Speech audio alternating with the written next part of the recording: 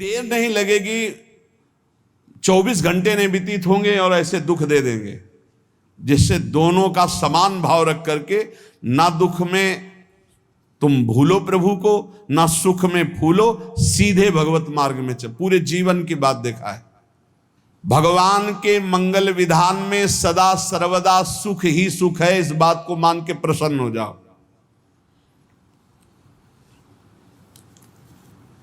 जब भगवान का भजन करने वाले की तन्मयता बढ़ती है भजन में, तो द्वेषी जन अपने आप तैयार हो जाते हैं। भक्त कभी किसी से द्वेष नहीं करता, अपने आप वो द्रोह करने लगते। तो नरसिंह मेहता जी से बहुत गांव के कई लोग थे जो जलते थे, ऐसे जलते थे कि अब क्या करें, कैसे मिटा दे नरसिंह मेहता जी को। अब उपाय तो मिल नहीं रहा था। तो एक दिन संतों की मंडली आई और उन्होंने कहा कि हम रास्ते में कोई चोर आदि धन ना ले ले, इसलिए यहां से किसी की हुंडी चलती है क्या द्वारिका में? पहले ऐसा था। बोले हाँ हाँ, हमारे यहाँ बहुत बड़े सेठ हैं नरसिंह मेहता जी, पर आप कहोगे वो मना कर देंगे। कई बार कहोगे, अगर वो स्वीकार कर ले तो वहां। और उनका लक्ष्य था कि नरसिंह मेहता जी की तो खाने की भी सुविधा नहीं थी, हुंडी कहाँ की बात आई। उनका था कि जब वो ना कहेंगे तो संतजन नाराज हो जाएंगे, अगर हाँ कह दिया तो वहां हुंडी चुकेगी नहीं, तो संतजन अपने आप इनको शाप दे देंगे, अपराध बन जाएगा, ये नष्ट हो जाएंगे। संतों को भेजा, नरसिंह मेहता जी ने सबकी दंडवत की, चरण पखाड़े। तो उनका ये इतना रुपया है, द्वारिका में साधु सेवा हम करेंगे, वहां तुम्हारी हुंडी चलती है, तो आप अरे उनका आप कहाँ भूल रहे हो, यहाँ खाने की भी व्यवस्था। बोले हमें सब पहले से बता दिया गया कि आप मना करोगे, बार बार मना मत करो, हमें पता है। तो उन्होंने ठाकुर जी की तरफ देखा, बोले क्या लीला है प्रभु, संतों से हम क्या कहें, ये ले रुपये। उस समय स्वर्ण की मोहरें चलती थी, बेच के बाजार से खूब उन संतों को पवाया, उन्हीं संतों की सेवा की। और उनका अपने सेठ का नाम तो बताओ जहां हमें जाके हुंडी मिलेगी। सेठ सावल सा सेठ। संत जन गए वहां, पूछा कि नरसिंह मेहता जी का जिन सेठ से परिचय, उनका नाम सावल सा सेठ, उनकी गद्दी कहाँ है? तो जो कुछ भक्त थे वो द्वारिकाधीश की तरफ संकेत करते कि वही हैं। बोले नहीं नहीं, वो सेठ है, उनकी गद्दी चलती थी पूरी बाजार में कहीं कोई। अब संत जन एकांत में होकर के बहुत विचलित हुए, क्या हमारे साथ धोखा हुआ? नरसिंह मेहता जैसा संत क्या धोखेबाज हो सकता है? देखो संशय तो बहुत विचित्र होता है, बड़े बड़ों को संशय हो जाता है। जब भगवती सती जी को संशय हो गया, राम जी को हे खग हे मृग हे मधुकर श्रेणी ऐसा पूछते हुए कि सच्चिदानंद कैसे हो सकते, तो किसी को हो सकता है, क्योंकि वो बुद्धि की अधिष्ठात्री देवी है। जो ही उनके मन में ऐसा आया कि क्या हमारे साथ धोखा हो रहा है, इतने में ही देखा जय हो सावल सा सेठ की।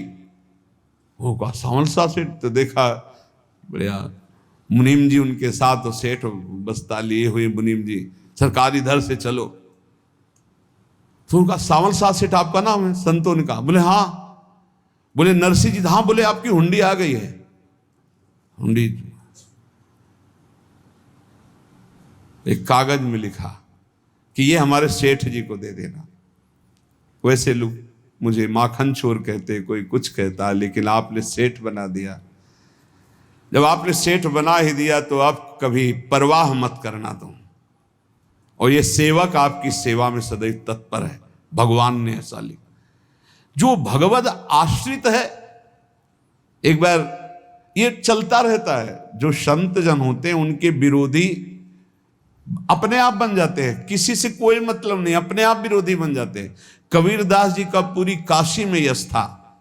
भजन करने वाले महापुरुषों का यश बढ़ता है जब, तो जो भजनहीन होते हैं उनके हृदय में जलन पैदा हो जाती है, और वो उनको विविध प्रकार से फंसाना चाहते हैं, उनको कष्ट देना चाहते हैं।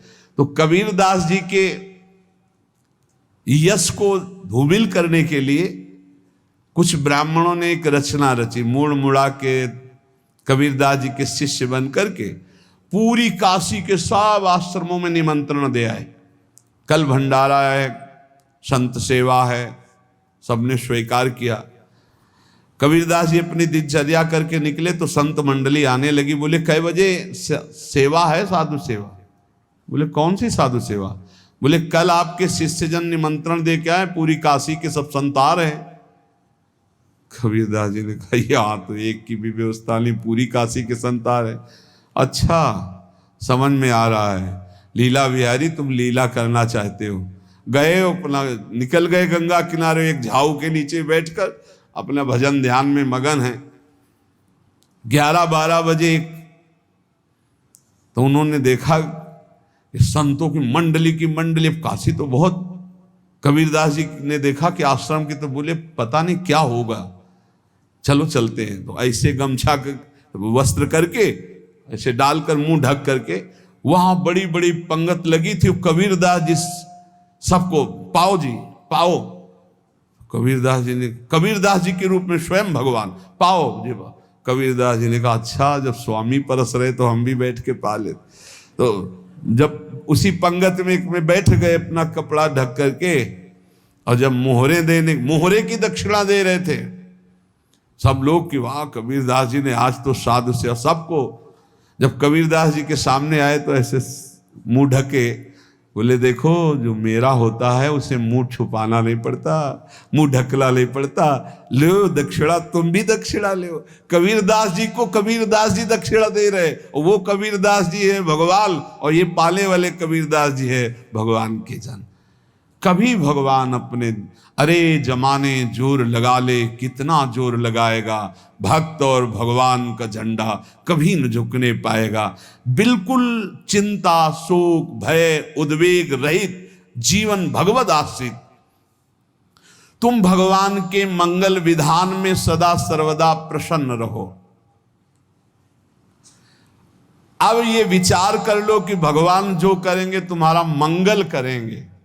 अब थोड़ा ऐसा बीच में लगता है कि अमंगल हो रहा है क्या, लेकिन पक्का समझो बहुत बड़ा मंगल उनका विधान होता है। बहुत ही उत्तम मंगल होता है भगवान के शरणागत का। भगवान हमारे विचारों वाले नहीं हैं, हमारे विचार प्राकृतिक है, भगवान के विचार चिदानंदमय हैं। वो अपने विचार से हमारा मंगल करते हो, हम अपने विचार से मंगल चाहते हैं।